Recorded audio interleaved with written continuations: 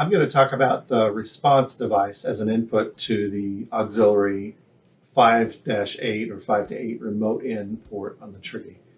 So this is just one of many types of devices that could theoretically be plugged in here, but this is sort of a common requirement for people doing experiments where they have some sort of stimulus and they want a response that is precisely timed with respect to that stimulus.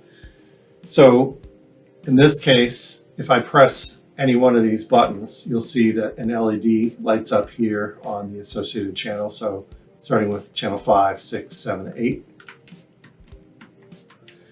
And on the presentation software, presentation is recognizing these. I've set up as an input port, and it's sending a byte based on the settings I have configured here in the scope USB section under serial mode. I've selected mode byte, so it's sending a byte with each button press. So that makes this a 5, 6, 7, and 8. You'll also notice that I have the pressure sensor mounted on the first button, just to illustrate that as a response device, you might want to know when I press this button, how long does it take for it to respond? One way to use that information would be in order to gauge the speed with which when I press a button and presentation recognizes it, then outputs a code. How long does that round trip take? So that's a question we could answer with the pressure sensor. So let's look at a few of the settings in presentation related to this. So I've set up an input port. It's called port 1, and it's on this section right here where it says port input channel. I've labeled it as Triggy. Let's go to the properties for that device. The baud rate has to be set to 115/200.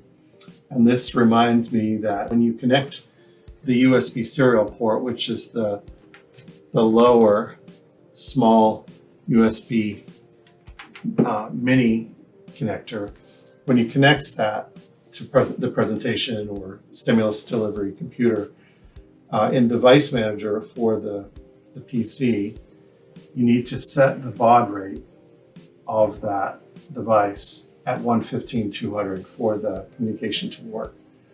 So I'm just going to go down here and find in Device Manager port, and I've set this as COM1. And then I can see that it's labeled manufacturer FTDI. That's just a common serial device manufacturer. And then under bits per second, I've set 115/200. This is in the Device Manager, which is at the level of the Windows operating system.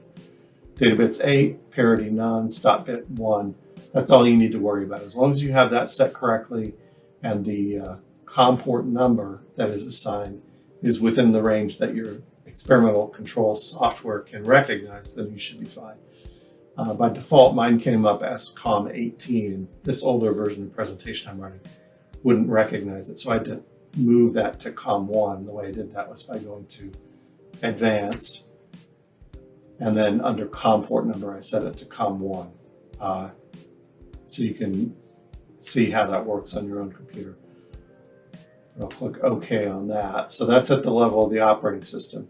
In the experimental control software, in my example presentation, I set up an input device, gave it the correct baud rate, and set the parity to none, data bits to 8, stop bits to 1. I also set FIFO interrupt on, and under the input channel, I called the mode data, and I selected interpret as state changes. Depending on what software you're using, you might have to play with those settings a little bit. I'll close this, and then I can click the test panel, and again, 5, 6, 7, 8, the buttons are registered. The signal path, let's talk about how that works. So I have these buttons connected to channels 5 through 8. So I have, when the button is pressed, effectively an analog signal from the perspective of Triggy. When it detects that analog signal, it produces also a digital or TTL output. And the firmware in this device, in other words, a little program that's running inside, detects that that has occurred and sends that information out to presentation over the smaller cable on the bottom here. It's labeled serial port.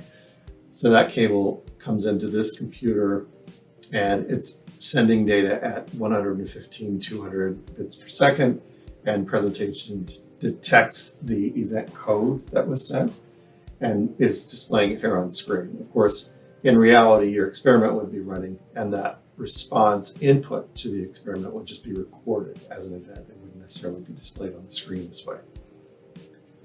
So with presentation as an example, you can also have that code echoed out a port. In other words, sent out, for example, the biosemi trigger cable back into the trigger input. And that would then be connected to your EEG device. That's an option. It doesn't have to go that way. In fact, when I press a button here, that output will light up this LED, but also send a direct TTL output on one of these pins. So you don't need to send it back out from the experimental control software. But you might want that information going to the experimental control software for purposes of gauging reaction time, titrating the experiment, or the difficulty of the experiment, those sorts of real-time or online calculations. So let's look a little bit at the oscilloscope activity related to the button press events. I have set the oscilloscope settings on Triggy to send the pressure sensor signal, which is on Triggy channel 3. I'll take the digital copy of that and the analog copy, and to send the digital output related to the button. I know they're both in the same place, I'm pointing at both, but you have channel 3, which is the pressure sensor, and channel 5, which is the first button on the response device.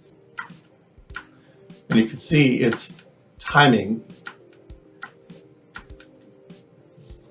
is closely aligned to the departure from baseline, but the timing of the red channel 0, which is the digital button press, is what the trigger is aligned with, or at least the oscilloscope screen is aligned with.